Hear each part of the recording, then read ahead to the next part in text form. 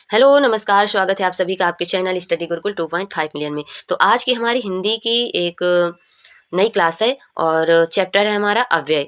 तो अव्यय से संबंधित जितने भी क्वेश्चन बनेंगे, थ्योरी रहेगी, सारा हम इस वीडियो पर कवर करेंगे। अगर आप हमारे चैनल पर नए हैं तो सब्सक्राइब करना ना भूलें, इसे ज़्यादा से ज़्यादा शेयर करें। अच्छा, बात करते हैं अव्यय की, है ना? तो सबसे पहले इसका हमें क्या डेफिनेशन पता होना चाहिए, परिभाषा पता होनी चाहिए। तो क्या है इसकी परिभाषा? अव्यय कहते किसे हैं, इसे देख लेते हैं। तो देखिए, अव्यय कहा जाता है जिन शब्दों के रूप में लिंग, वचन, कारक आदि के कारण किसी प्रकार का परिवर्तन या विकार उत्पन्न ना हो, उन्हें अव्यय कहते हैं। मतलब कोई भी ऐसा अव्यय लगा होगा किसी शब्द में, वाक्य में, तो उसमें कोई विकार उत्पन्न नहीं होगा, है ना? तो उसे हम क्या कहेंगे? अव्यय कहेंगे। जैसे कहाँ है, और है, सभी है, प्रतिदिन है, तो ये सब अव्यय के अंतर्गत आते हैं। चलिए देखते हैं पहला क्वेश्चन। देखिए, आजकल मौसम बदलने लगा है, रेखांकित पद का पद परिचय पूछा गया है ना? आजकल इसके जो पिछली क्लासें थी, तो उसी से संबंधित पहले एक दो क्वेश्चन रख दिए जाते हैं ना, तो वही चीज़ है। दिया गया है कि आजकल मौसम बदलने लगा है, रेखांकित पद का पद परिचय क्या होगा? तो यहाँ पर सही जवाब देख लेते हैं सीधे, क्या होगा? ऑप्शन सी इसका राइट आंसर है। क्या है? कालवाचक क्रिया विशेषण, और बदलने लगा है क्या हो जाएगा? क्रिया का विशेषण हो जाएगा। तो ऑप्शन सी इसका राइट आंसर है। नेक्स्ट क्वेश्चन पर चलते हैं। अगला क्वेश्चन दिया गया है, देखिए अगला क्वेश्चन दिया है हमारा, आप वहां मत जाइए। क्या दिया गया है? आप वहां मत जाइए। रेखांकित पद का पद परिचय क्या होगा? तो मत किसके अंतर्गत आएगा? निषेधवाचक अव्यय है, या निपात है, या रीतिवाचक क्रिया विशेषण है, या स्थानवाचक क्रिया विशेषण है? तो यहाँ पर सही जवाब है निषेधवाचक अव्यय है ना? आप वहां मत जाइए वाक्य में रेखांकित शब्द निषेधवाचक अव्यय है, बाकी सब त्रुटिपूर्ण है। नेक्स्ट क्वेश्चन, निम्न में अव्यय कौन सा है? ये चार ऑप्शन दिए गए हैं, उनमें बताना है कि अव्यय कौन सा है। देखिए यहाँ पर दिया गया है भारत, श्याम, आह, दक्षिण। तो अव्यय कौन सा है? आ होगा। ऑप्शन सी इसका राइट आंसर होगा। देखिए अभी हमने परिभाषा देखी थी, क्या? ऐसे शब्द जिनमें लिंग, वचन, पुरुष, कारक आदि कोई भी दिए हों और इनके कारण विकार ना उत्पन्न हो, वह क्या कहलाते हैं? वह अव्यय कहलाते हैं। जैसे आह, हाय, वाह, शाबाश, हाँ, किंतु, जब, तब आदि आता है ना। अब आगे बढ़ते हैं नेक्स्ट क्वेश्चन पर। अविकारी शब्द क्या होते हैं? तो हमने जब लाइव टेस्ट किया था तो उसमें हमने बताया था कि अव्यय को अविकारी भी कहा जाता है ना। तो लाइव क्लास जरूर देखा करें, उसमें जुड़ें, अपना आकलन करें। तो देखो यहाँ पर दिया गया है कि अविकारी शब्द क्या होता है? संज्ञा होता है, या सर्वनाम होता है, या अव्यय होता है, या विशेषण होता है? तो यहाँ पर सही जवाब होगा अव्यय होता है। ऑप्शन सी इसका राइट आंसर है। जिन शब्दों के रूप में लिंग, वचन, कारक के अनुसार कोई परिवर्तन ना हो, उसे अविकारी शब्द कहते हैं। उदाहरण हम देखेंगे तो जैसे आगे, पीछे, ऊपर, नीचे, यहाँ, वहाँ, सब अविकारी शब्द होते हैं। और अविकारी शब्द ही क्या कहलाते हैं? इनको ही अव्यय कहा जाता है। दिया गया है कि अव्यय के कितने भेद होते हैं? तो अव्यय के 4 भेद होते हैं। कौन कौन से होते हैं? क्रिया विशेषण हो गया, क्रिया विशेषण अव्यय, संबंध बोधक अव्यय, समुच्चय बोधक अव्यय, और विषमव्याधि बोधक अव्यय। क्या देखा हमने? अव्यय के कितने भेद होते हैं? तो अव्यय के 4 भेद होते हैं। क्रिया विशेषण अव्यय, संबंध बोधक अव्यय, समुच्चय बोधक अव्यय, और विषमव्याधि बोधक अव्यय। नेक्स्ट क्वेश्चन है, निम्नलिखित में से अव्यय को पहचानना है। तो जो उत्तर प्रदेश पुलिस कांस्टेबल है, तो उसमें इसी तरह के क्वेश्चन आएंगे। 4 ऑप्शन दे दिया जाएगा, हो सकता है परिभाषा भी पूछ ली जाए, है ना। तो यहाँ पर दिया गया है वर्तमान, नया, तथा, सुंदर। तो सही जवाब होगा तथा। ऑप्शन सी इसका राइट आंसर है। आगे बढ़ते हैं और नेक्स्ट क्वेश्चन देखते हैं कि अगला क्वेश्चन क्या दिया गया है। अगला क्वेश्चन दिया गया है, अगला क्वेश्चन देखते हैं।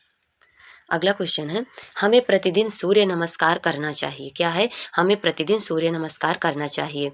तो यहाँ पर जो रेखांकित शब्द है उसको पहचानना है। तो प्रतिदिन किसके अंतर्गत आ जाएगा? अव्यय के अंतर्गत आएगा। ऑप्शन बी इसका राइट आंसर है। हमने कई बार देखा कि अव्यय वे शब्द होते हैं जिनका रूप किसी भी कारक, पुरुष, लिंग, वचन के अनुसार नहीं बदलता। नेक्स्ट क्वेश्चन, निम्नलिखित में से अव्यय को पहचानिए। प्राचीन, मोटा, गरीब, और। तो यहाँ पर सही जवाब होगा ऑप्शन डी, और।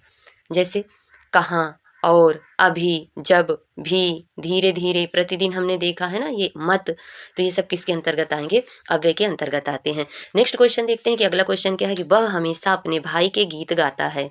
क्या दिया है? वह हमेशा, है ना, हमेशा दिया है ना, वह हमेशा अपने भाई के गीत गाता है। तो वाक्य में अव्यय पद है कौन सा? तो सही जवाब क्या होगा? हमेशा। ऑप्शन बी इसका राइट आंसर है।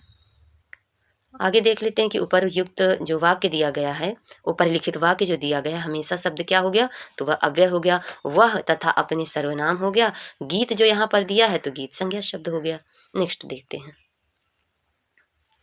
अगला क्वेश्चन हमारा है कि वह काम नहीं करता, वाक्य में अव्यय पद कौन सा है। वह काम नहीं करता, वाक्य में अव्यय पद पूछा गया। वह काम नहीं करता, सही जवाब होगा ऑप्शन सी नहीं, है ना। तो देखिए, वाक्य में नहीं शब्द पर लिंग वचन कारक आदि का कोई प्रभाव नहीं पड़ रहा, अतः नहीं क्या हो गया, अव्यय होगा। अच्छा, इनका मूल रूप क्या होता है, स्थिर रहता है, कभी बदलता नहीं है, है ना। किसका अव्यय जो होता है, इनका मूल रूप स्थिर रहता है, यह कभी नहीं बदलता। और बाकी हमने उसकी परिभाषा देख ली है। ये शब्द सदैव क्या रहते हैं, अपरिवर्तित रहते हैं, अविकारी एवं अव्यय रहते हैं। जैसे अतः, कब, किधर, जब, किंतु, यह सब किसके अंतर्गत आएंगे, तो यह सब अव्यय के अंतर्गत आते हैं। नेक्स्ट क्वेश्चन, निम्नलिखित में से अव्यय है कौन सा। क्या, निम्नलिखित में से अव्यय है कौन सा, प्राचीन, मोटा, गरीब और। तो यह कितनी बार पूछा जा चुका है ना, ऑप्शन डी इसका राइट आंसर है। और इसके अंतर्गत जैसे आगे कौन कौन से अव्यय, तो कहाँ, और, अभी, जब भी, धीरे धीरे आदि सब अव्यय के अंतर्गत आते हैं। आगे देखते हैं अगले क्वेश्चन कौन कौन से हैं, और इनका डिटेल आपको धीरे धीरे जब आगे बढ़ेंगे तो क्वेश्चन में मिलता जाएगा। आगे क्वेश्चन है कि जिन शब्दों में लिंग वचन कारक आदि के कारण कोई परिवर्तन नहीं होता वह क्या कहलाते हैं, वह अव्यय कहलाते हैं। ऑप्शन सी राइट आंसर है। आगे दिया है कि जिन शब्दों में लिंग वचन कारक आदि के कारण कोई परिवर्तन नहीं होता उसे अव्यय कहते हैं। जैसे तथा, किंतु, परंतु एवं अर्थात और आदि शब्द, है ना। अव्यय के कितने भेद होते हैं, अव्यय के 4 भेद होते हैं, क्रिया विशेषण, संबंध बोधक, समुच्चय बोधक, विषमव्याधि बोधक। इन्हें अविकारी शब्द के नाम से भी जाना जाता है। नेक्स्ट क्वेश्चन है कि निम्न में अव्यय है कौन सा। उत्तर है ठीक है, जापान है, कृष्णा है। तो सही जवाब होगा ऑप्शन बी ठीक है ना।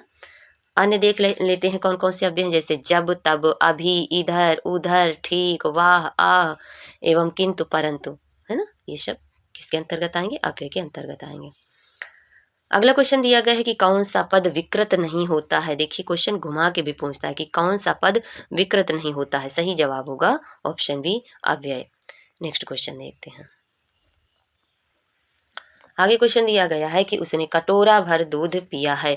वाक्य में अव्यय शब्द कौन सा है, कटोरा है, दूध है, भर, है ना। यहाँ पर सही जवाब होगा ऑप्शन सी भर है।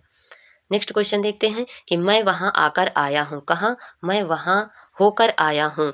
वाक्य में अव्यय शब्द कौन सा होगा, तो क्या करके आया है, होकर आया है। ऑप्शन, मैं वहाँ होकर आया हूँ, तो सही जवाब क्या होगा, ऑप्शन बी वहाँ, है ना। अव्यय ऐसे शब्द होते हैं जिसके रूप में लिंगवचन, पुरुष कारक आदि के कारण कोई विकार उत्पन्न नहीं होता, अतः दिए गए वाक्य में वहाँ शब्द अव्यय है। सार्थक ध्वनि के क्रमबद्ध समूह को शब्द कहा जाता है। बात आ जाए कि शब्द किसे कहते हैं, जैसे सार्थक ध्वनि का क्रमबद्ध समूह हो, है ना, एक वाक्य की तरह रख दिया गया हो, उसे शब्द कहा जाता है। और जब इन्हीं शब्दों को वाक्य में प्रयोग करते हैं तो उन्हें पद कहते हैं। ठीक, चलिए आगे बढ़ते हैं और नेक्स्ट क्वेश्चन देखते हैं। अगला क्वेश्चन देखिए इसका, चलिए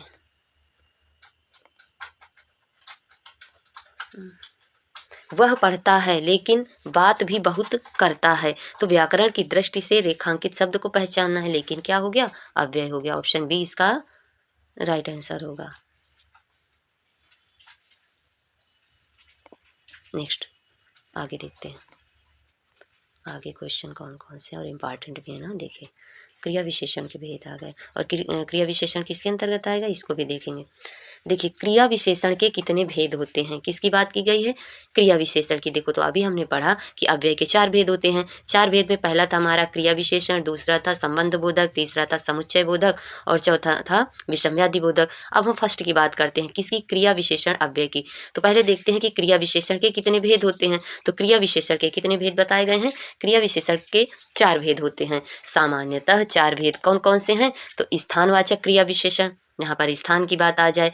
दूसरा है कालवाचक अर्थात समय की बात आ जाए।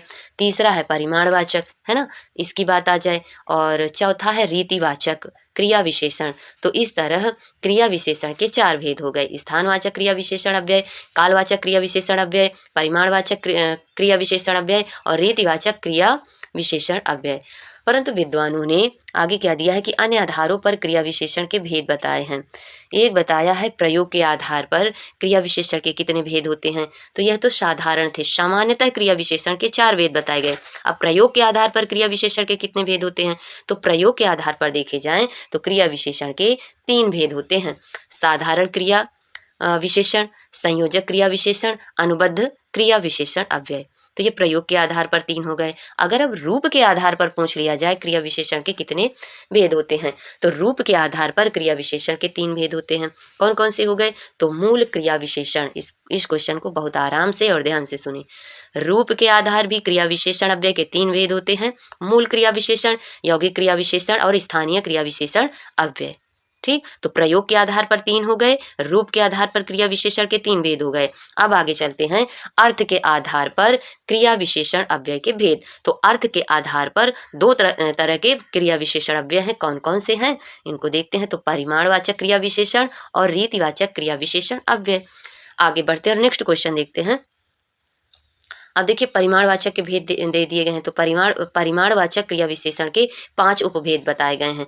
अब जैसे परिमाण में क्या क्या है, जैसे अधिकता का बोध होता है, न्यूनता का बोध होता है, पर्याप्त, तुलना, श्रेणीवाचक, तो यही उसके उपभेद बता दिए गए हैं। तो परिमाणवाचक के 5 उपभेद बताए गए हैं। अधिकता बोध, न्यूनता बोधक, पर्याप्त बोधक, तुलनावाचक और श्रेणीवाचक क्रिया विशेषण परिमाणवाचक के 5 उपभेद हैं। आगे देखते हैं और समझते हैं क्या दिया गया है, कौन सा क्वेश्चन है। तो निम्नलिखित वाक्य में क्रिया विशेषण के रूप में किसका प्रयोग किया गया है, वह बहुत तेज दौड़ता है ना। तो क्रिया विशेषण, क्रिया की विशेषता बताए, है ना, उसे क्रिया विशेषण कहेंगे। तो तेज तो हमारा क्रिया हो गया, कैसा दौड़ता है, बहुत। तो कहाँ यहाँ पर सही जवाब क्या होगा, क्रिया विशेषण इसमें कौन सा होगा, बहुत। ऑप्शन डी इसका राइट आंसर होगा। अच्छा, वह क्या है, तो वह सर्वनाम हो गया, बहुत हो गया प्रविशेषण, तेज हो गया क्रिया विशेषण, और आगे क्या दिया है, दौड़ा, दौड़ा हो गया क्रिया। तो सही जवाब है ऑप्शन डी। चलिए आगे बढ़ते हैं और नेक्स्ट क्वेश्चन देखते हैं। अगला क्वेश्चन दिया गया है कि निम्नलिखित में से कौन सा शब्द क्रिया विशेषण है। तो कौन सा क्रिया विशेषण है, सही जवाब होगा तेज। ऑप्शन ए इसका राइट आंसर है।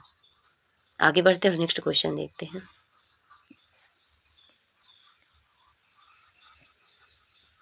वह चलते चलते रुक गया, यह वाक्य है सर्वनाम, अव्यय, क्रिया, क्रिया विशेषण। तो क्या है, वह चलते चलते रुक गया। ऑप्शन डी इसका राइट आंसर है। देखिए इस वाक्य में क्रिया विशेषण है ऐसे अभिकारी शब्द जिनसे क्रिया की विशेषता का बोध होता है, क्रिया विशेषण कहलाते हैं। इस वाक्य में चलते चलते शब्द रुकना क्रिया की विशेषता बता रहा है, और यहाँ पर चलते चलते शब्द रीतिवाचक क्रिया विशेषण है। नेक्स्ट क्वेश्चन दिया गया है कि पुस्तकें धड़ाधड़ बिक रही हैं, में धड़ाधड़ शब्द कौन सा रूप है। तो धड़ाधड़ कौन सा रूप होगा, धड़ाधड़ क्रिया विशेषण होगा। ऑप्शन ए इसका राइट आंसर है। नेक्स्ट क्वेश्चन पर चलते हैं। अगला क्वेश्चन क्या दिया गया है, आगे का क्वेश्चन दिया है कि जो शब्द क्रिया की विशेषता बताएं उसे क्या कहते हैं। तो जो शब्द क्रिया की विशेषता बताएं उसे क्या कहा जाता है, क्रिया विशेषण कहते हैं। ऑप्शन ए यहाँ पर राइट आंसर है। काला घोड़ा तेज दौड़ता है में क्रिया विशेषण क्या है, काला घोड़ा तेज दौड़ता है में क्रिया विशेषण पूछिए तो क्रिया विशेषण क्या हो जाएगा, तेज दौड़ना। ऑप्शन सी इसका राइट आंसर है। निम्नलिखित में से क्रिया विशेषण है कौन सा, अंधेरा, धीरे धीरे और चाल चलन या सुंदर। तो सही जवाब होगा ऑप्शन बी, धीरे धीरे। नेक्स्ट क्वेश्चन, अगला क्वेश्चन दिया गया है क्या, वह 1 सप्ताह बाद आया, इस वाक्य में कौन सा शब्द क्रिया विशेषण है, 1 सप्ताह बाद आया। तो ऑप्शन सी इसका राइट आंसर हो गया। चलिए आगे देखते हैं और अगला क्वेश्चन क्या है कि उसे धीरे धीरे लिखने की आदत है। क्या है, उसे धीरे धीरे लिखने की आदत है। रेखांकित शब्द क्या कहलाता है। तो धीरे धीरे क्या हो गया, धीरे धीरे क्रिया विशेषण हो गई। ऑप्शन ए इसका राइट आंसर होगा। चलिए आगे बढ़ते हैं और नेक्स्ट क्वेश्चन देखते हैं। अगला क्वेश्चन क्या दिया गया है,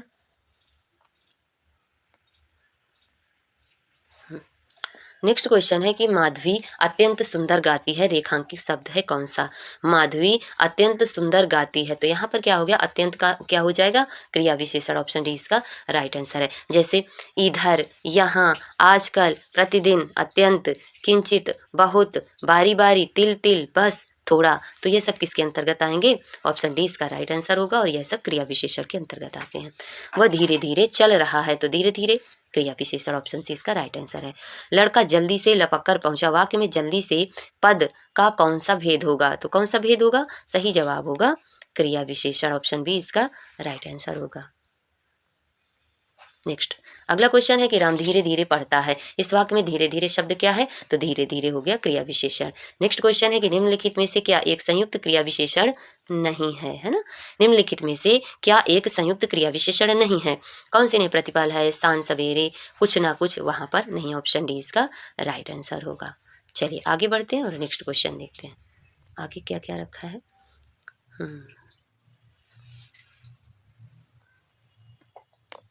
आगे क्वेश्चन है कि निम्नलिखित में से क्या एक यौगिक क्रिया विशेषण है? निम्नलिखित में से क्या एक यौगिक क्रिया विशेषण है?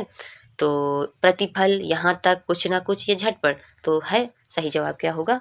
यहाँ पर ऑप्शन बी इसका राइट आंसर। अच्छा, यौगिक क्रिया विशेषण कहते किसे हैं? तो वह क्रिया विशेषण जो प्रत्यय या देखिए जो प्रत्यय या अन्य शब्दों के योग से बनते हैं उन्हें यौगिक क्रिया विशेषण कहते हैं। जैसे यहाँ तक, घर बाहर, जहाँ तहाँ, यथाक्रम, बाहर भीतर, प्रतिदिन, है ना? तो ये सब किसके अंतर्गत आएंगे? यौगिक क्रिया विशेषण के अंतर्गत आते हैं। क्रिया विशेषण के कितने भेद हैं? तो क्रिया विशेषण के हमने सामान्यतः कितने भेद देखे थे? सामान्यतः हमने क्रिया विशेषण के 4 भेद देखे थे। ऑप्शन ए इसका राइट आंसर है।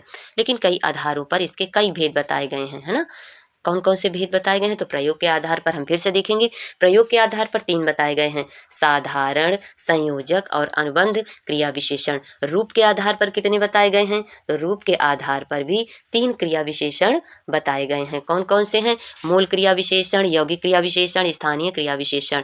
आगे है अर्थ के आधार पर क्रिया विशेषण के भेद। तो अर्थ के आधार पर क्रिया विशेषण के 2 भेद होते हैं, परिमाणवाचक, रीतिवाचक। अब परिमाणवाचक के 5 भेद थे। कौन कौन से हमने देखा था? अधिकता बोध, न्यूनता बोधक, पर्याप्त बोधक, तुलनावाचक और श्रेणीवाचक। चलिए नेक्स्ट देखते हैं अगला क्वेश्चन। अगला क्वेश्चन है कि परिमाणवाचक क्रिया विशेषण का वाक्य क्या होगा? क्या दिया है? परिमाणवाचक क्रिया विशेषण का वाक्य क्या होगा? वह बहुत थक गया, है ना? तो परिमाण, सही जवाब क्या होगा? ऑप्शन ए इसका राइट आंसर है। परिमाणवाचक क्रिया विशेषण का वाक्य है वह बहुत थक गया। बहुत शब्द परिमाणवाचक क्रिया विशेषण के अंतर्गत आता है। और आगे है कि धावक तेज गति से दौड़ते हैं। वाक्य में तेज गति क्रिया विशेषण का कौन सा भेद है? तो यह परिमाणवाचक क्रिया विशेषण का भेद है ना? तेज गति। उक्त वाक्य में परिमाणवाचक के भेद हैं। और परिमाणवाचक किसे कहेंगे? तो परिमाणवाचक क्रिया विशेषण के अंतर्गत आते हैं। किसके अंतर्गत आते हैं? क्रिया विशेषण के अंतर्गत आते हैं। अधिकता बोध, न्यूनता बोधक, पर्याप्तवाचक, तुलनावाचक, श्रेणीवाचक आदि। जैसे धावक तेज गति से दौड़ता है ना? दूसरे क्रिया विशेषण की विशेषता प्रकट हो और उसे क्रिया विशेषण कहते हैं। जैसे राम धीरे धीरे टहलता है। Next question.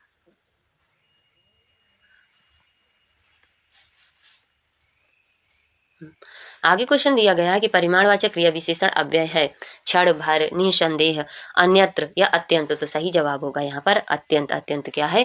परिमाणवाचक क्रिया विशेषण अव्यय है।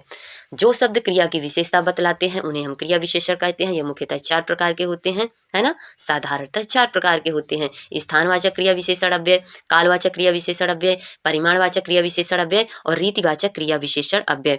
स्थानवाचक के अंतर्गत क्या आएगा? स्थानवाचक क्रिया विशेषण अव्यय के अंतर्गत आएगा यहाँ वहाँ, है ना? इधर उधर, स्थान बताया गया है, यहाँ वहाँ, इधर उधर, है ना? तो ये स्थानवाचक के अंतर्गत आ गया। कालवाचक की जिसमें समय हो, जैसे रात भर, आज कल। निश्चित अनिश्चितता नहीं है, केवल काल का बोध करा रहा है। रात भर, आज कल, हर बार, प्रतिदिन। तो यह सब किसके अंतर्गत आएंगे? यह सब कालवाचक क्रिया विशेषण के अंतर्गत आते हैं। तीसरा है परिमाणवाचक क्रिया विशेषण। तो परिमाणवाचक में क्या हो गया? बहुत, अत्यंत, थोड़ा, किंचित, तिल तिल आदि सब परिमाणवाचक क्रिया विशेषण के अंतर्गत आएंगे। रीतिवाचक के अंतर्गत कौन से आएंगे? ऐसे, कैसे, कदाचित, तक, इसलिए आदि सब रीतिवाचक क्रिया विशेषण के अंतर्गत आते हैं। परिमाणवाचक क्रिया विशेषण अव्यय है कौन सा? सर्वदा, सर्वत्र, इतना। गलत। तो परिमाण, है ना? तो सही जवाब होगा इतना। नेक्स्ट क्वेश्चन है कि प्रतिदिन किस प्रकार की क्रिया विशेषण है? तो प्रतिदिन किसके अंतर्गत आएगा? कालवाचक के अंतर्गत आएगा। ये देखिए हमने अभी ऊपर देखा था। चलिए आगे देखते हैं और अगला क्वेश्चन क्या है इसके बारे में जानते हैं। माँ सुबह नाश्ता बनाती है, इसमें कौन सा क्रिया विशेषण है? सुबह, है ना? क्या होगा? सही जवाब होगा कालवाचक, है ना? सुबह टाइम है। चलिए आगे देखते हैं और अगला क्वेश्चन क्या है। अगला क्वेश्चन है कि रात को अचानक वर्षा होने लगी में क्रिया विशेषण का कौन सा भेद है? तो रात को अचानक, रात को, है ना। तो यहाँ पर सही जवाब होगा रीतिवाचक क्रिया विशेषण। नेक्स्ट देखते हैं। अगला क्वेश्चन है कि मैं रोज पढ़ता हूँ। वाक्य में क्रिया विशेषण का भेद क्या है? मैं रोज पढ़ता हूँ, है ना। क्या दिया गया है? मैं रोज पढ़ता हूँ, अर्थात क्या हो गया? कालवाचक क्रिया विशेषण। ठीक, तो आगे देखते हैं। जैसे कालवाचक क्रिया विशेषण के अन्य उदाहरण हम देख सकते हैं, परसों, पहले, पिछले, कभी, अब तक, है ना, रोज, ये सब किसके अंतर्गत आएंगे? कालवाचक क्रिया विशेषण के अंतर्गत आते हैं। अच्छा, रीतिवाचक क्रिया विशेषण के अंतर्गत क्या आएगा? तो जो शब्द किसी क्रिया के करने के तरीके का बोध कराए वे रीतिवाचक क्रिया विशेषण कहलाते हैं। क्या? जो शब्द किसी क्रिया के करने के तरीके का बोध कराए, कौन सा तरीका है, वह रीतिवाचक क्रिया विशेषण के अंतर्गत आएंगे। परिमाणवाचक क्रिया विशेषण के अंतर्गत क्या आएगा? तो परिमाणवाचक क्रिया विशेषण के अंतर्गत वे अभिकारी शब्द किसी क्रिया के परिमाण अथवा निश्चित संख्या का बोध कराते हैं, उन्हें परिमाणवाचक क्रिया विशेषण कहते हैं। जैसे कुछ, थोड़ा, काफी, केवल आदि। आगे चलते हैं और नेक्स्ट क्वेश्चन देखते हैं कि अगला क्वेश्चन क्या है। अगला क्वेश्चन दिया गया है कि मैं रोज पढ़ता हूँ। फिर से रोज आ गया, सही जवाब क्या होगा? ऑप्शन सी, कालवाचक क्रिया विशेषण। वह बहुत धीरे धीरे बात करता है। धीरे धीरे किस में आ जाएगा? धीरे धीरे रीतिवाचक अव्यय है। तो अच्छा, यही पूछा गया कि वह धीरे धीरे बात करता है, में रीतिवाचक अव्यय क्या है? तो ऑप्शन डी हो जाएगा, धीरे धीरे। अच्छा, रीतिवाचक अव्यय के अन्य उदाहरण हैं जैसे ऐसे, वैसे, जैसे, मानो, धीरे धीरे, अवश्य, इसलिए, सा, तो, जी, यथासंभव, तक, हाँ आदि। कभी कभी एक, अब देखो उसमें ऑप्शन में देख के बताना है कि क्रिया विशेषण, तो कभी कभी कैसा क्रिया विशेषण है? कभी कभी, बताइए कौन सा होगा? इसका डिटेल भी देख लेते हैं। देखिए, कभी कभी क्रिया विशेषण किसके अंतर्गत आएगा? तो यह कालवाचक क्रिया विशेषण के अंतर्गत आता है। जिन शब्दों से क्रिया की विशेषता बताई जाती है उन्हें क्रिया विशेषण कहते हैं। स्थानवाचक क्रिया विशेषण के सामान्यतः 4 भेद होते हैं: स्थानवाचक, कालवाचक, परिमाणवाचक और रीतिवाचक। मोहिनी तेज दौड़ती है। कैसा दौड़ती है? तेज। मोहिनी तेज दौड़ती है में तेज क्या है? तेज क्या हो जाएगा? रीतिवाचक क्रिया विशेषण। निम्नलिखित वाक्य में रेखांकित किए हुए भाग में कौन सा पदबंध है? तो जो रेखांकित पद है उस पदबंध को पूछा गया। 10:05 तो किस पर गाड़ी छूटेगी? 10:05 पर गाड़ी छूटेगी। तो ऑप्शन ए इसका राइट आंसर होगा, क्रिया विशेषण है। चलिए आगे देखते हैं और नेक्स्ट क्वेश्चन क्या है। नेक्स्ट क्वेश्चन है कि निम्नलिखित वाक्य में क्रिया विशेषण पदबंध क्या है? क्या है? निम्नलिखित में से क्रिया विशेषण पदबंध क्या? इस मकान की छत के ऊपर से पूरा गांव दिखता है। तो इस मकान की छत के ऊपर से पूरा गांव दिखता है। पूछा गया क्रिया विशेषण पदबंध कौन सा है? तो सही जवाब क्या होगा? ऑप्शन है, इस मकान की छत के ऊपर। नेक्स्ट क्वेश्चन देखते हैं कि निम्नलिखित वाक्य में रेखांकित किए हुए विभाग में कौन सा पदबंध है? मेरे गाँव के चारों ओर जंगल ही जंगल है। क्या है? मेरे गाँव के चारों ओर जंगल ही जंगल है। सही जवाब है क्रिया विशेषण, ऑप्शन है इसका राइट आंसर है। मेरे गांव के चारों ओर जंगल ही जंगल है वाक्य में वाक्यांश मेरे गांव के चारों ओर में क्रिया विशेषण पदबंध है। और पदबंध हमने देखा किसे कहते हैं? तो वाक्य में प्रयुक्त विभिन्न पदों के समूह को पदबंध कहा जाता है। अगला क्वेश्चन है कि निम्नलिखित में से क्रिया विशेषण पदबंध क्या है? क्रिया विशेषण पूछा गया। उस पहाड़ी के पीछे मेरा गांव है। किसके? उस पहाड़ी के पीछे। ऑप्शन है इसका राइट आंसर है। एक शब्द का निम्नलिखित में से किस रूप में प्रयोग नहीं किया जा सकता? तो एक शब्द का प्रयोग संबंध बोधक में नहीं किया जा सकता। ऑप्शन डी इसका राइट आंसर है। नेक्स्ट क्वेश्चन है मुंबई के निकट पूना है। रेखांकित शब्द क्या है? तो रेखांकित शब्द है के निकट, अर्थात संबंध सूचक शब्द है। चलिए आगे देखते हैं। तो देख लेते हैं जैसे क्या दिया गया है। जो अव्यय किसी संज्ञा के बाद आकर उस संज्ञा का संबंध वाक्य के दूसरे शब्द से दिखाता है उसे संबंध सूचक शब्द कहते हैं। जैसे आगे, पीछे, और, तरफ, अलावा, बिना, समान, ऐसा, जैसा आदि। अच्छा, समुच्चय बोधक शब्द ऐसा पद या अव्यय जो क्रिया या संज्ञा की विशेषता न बताकर क्या करता है? जो इसकी विशेषता न बताकर एक वाक्य या पद का संबंध दूसरे वाक्य या पद से जोड़ता है समुच्चय बोधक कहलाता है। जैसे किंतु, और, लेकिन, बल्कि, इसलिए, ये सब किसके अंतर्गत आएंगे? समुच्चय बोधक शब्द के अंतर्गत आते हैं। नेक्स्ट क्वेश्चन देखते हैं। अगला क्वेश्चन है कि वह तो घर फिर क्या है, कौन सा है, बैठा था। फिल इन द ब्लैंक करना है। तो उपर्युक्त वाक्य में रिक्त स्थान की पूर्ति के लिए उपर्युक्त अव्यय और उसका भेद क्या होगा ये बताना है। वह तो घर, तो सही जवाब क्या होगा, घर के भीतर और संबंध बोधक अव्यय होगा, है ना। घर के भीतर बैठा था, ऑप्शन डी इसका राइट आंसर होगा। अगला क्वेश्चन,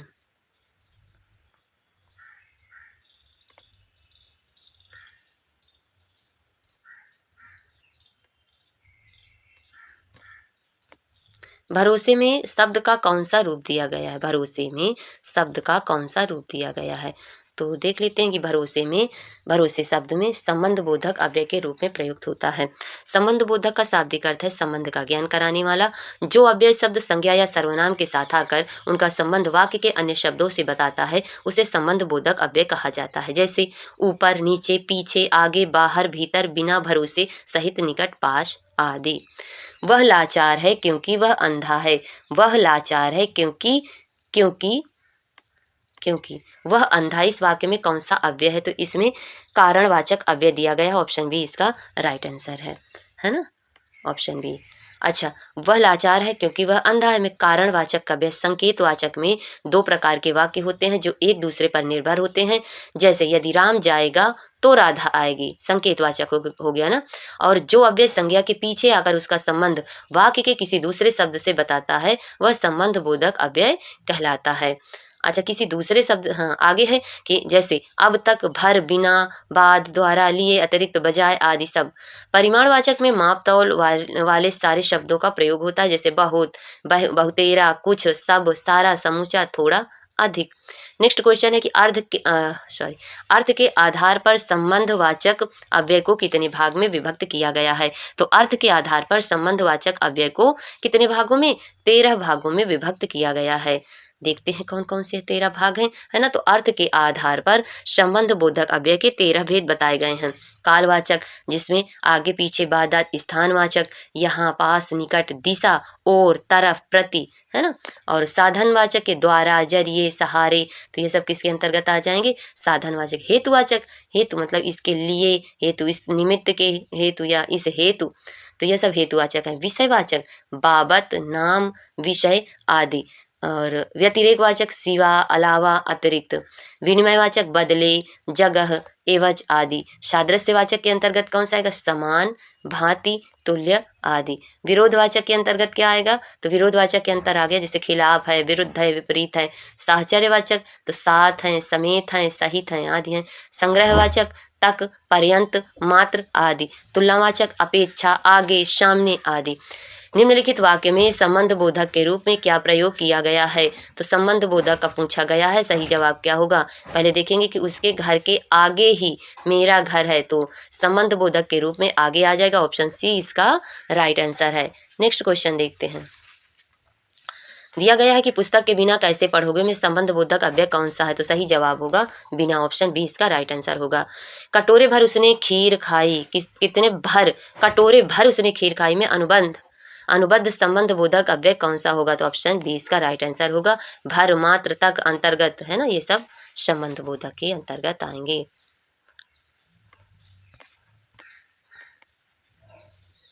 नेक्स्ट क्वेश्चन, समुच्चय बोधक कहते हैं कि समुच्चय बोधक को क्या कहते हैं, अविकारी। तो यहाँ पर सही जवाब होगा अव्यय है तो अविकारी ही कहलाएगा, ऑप्शन ए इसका राइट आंसर है। कौन सा समुच्चय बोधक अव्यय नहीं है, अर्थात, अतएव, अथवा, आजन्म, तो सही जवाब होगा ऑप्शन डी आजन्म। आजन्म शब्द क्या है, समुच्चय बोधक नहीं है ना। चलिए आगे देखते हैं। अच्छा, समुच्चय बोधक अव्यय कहते किसको हैं, तो समुच्चय बोधक ऐसे पद या अव्यय होते हैं जो दो या दो से अधिक वाक्यों या पदों को परस्पर जोड़ते हैं। इनके दो भेद होते हैं, समानाधिकरण समुच्चय बोधक और व्यधिकरण समुच्चय बोधक। कुछ समुच्चय बोधक पद इस प्रकार हैं, और, वा, एवं, तथा, या, वा, किंतु, किवा, की आदि सब समुच्चय बोधक पद कहलाते हैं। आगे क्वेश्चन दिया गया है कि वह क्यों नहीं आया, इसलिए कि वह बीमार था। यहाँ की से क्या बोध हो रहा है, तो की से क्या बोध हो रहा है, कारण का, तो ऑप्शन सी इसका राइट आंसर होगा। क्या, ऑप्शन सी इसका राइट आंसर होगा, कारण। आगे देखते हैं कि निम्नलिखित में से क्या विरोध दर्शक अव्यय है। विरोध दर्शक दर्शा रहा है, तो यहाँ पर सही जवाब होगा ऑप्शन बी किंतु। नेक्स्ट है कि विभाजक अव्यय नहीं है कौन सा, अथवा, नहीं तो, अतएव, की। तो यहाँ पर अतएव विभाजक अव्यय नहीं है ना। चलिए आगे देखते हैं और नेक्स्ट क्वेश्चन क्या है उसके बारे में देखेंगे। अगला क्वेश्चन है कि निम्नलिखित में से कौन सा स्वरूपवाचक व्यधिकरण समुच्चय बोधक अव्यय नहीं है। मानो, जो, कि, जब। तो यहाँ पर सही जवाब होगा जब, ऑप्शन डी इसका राइट आंसर है। चलिए इसके बारे में डिटेल से देखते हैं। आगे दिया गया है कि दिए गए विकल्पों में से जो स्वरूपवाचक व्याधिकरण समुच्चय बोधक अव्यय नहीं है, जबकि मानो, जब, यानी आदि स्वरूपवाचक व्याधिकरण समुच्चय बोधक अव्यय है। जिन शब्दों के रूप में लिंग वचन कारक आदि के कारण कोई परिवर्तन ना हो उन्हें अव्यय कहते हैं। अव्यय मुख्यतः 4 प्रकार के होते हैं: क्रिया विशेषण अव्यय, संबंध बोधक अव्यय, समुच्चय बोधक अव्यय, विषमव्याधि बोधक अव्यय। समुच्चय बोधक अव्यय 2 प्रकार के होते हैं। कौन कौन से? समुच्चय बोधक अव्यय समानाधिकरण समुच्चय बोधक और व्याधिकरण समुच्चय बोधक होता है। आगे है जैसे व्याधिकरण समुच्चय बोधक के अंतर्गत क्या आ जाएंगे? कारणवाचक, उद्देश्यवाचक, संकेतवाचक, तथापि। तो कारणवाचक व्याधिकरण समुच्चय बोधक में कौन कौन से आएंगे? क्योंकि, चूंकि, इसलिए, कि। उद्देश्य में कि, जो, ताकि, आदि। संकेतवाचक तो जो, तो, यदि, तो, यद्यपि, तथापि। स्वरूपवाचक की, जो, अर्थात, यानी, मानो, है ना। आगे है कि फिल इन द ब्लैंक दिया गया विरोध दर्शक समुच्चय बोधक अव्यय नहीं है। कौन सा बताना है कि विरोध दर्शक समुच्चय बोधक अव्यय नहीं है। तो यहाँ पर सही जवाब होगा अतएव, ऑप्शन डी इसका राइट आंसर होगा।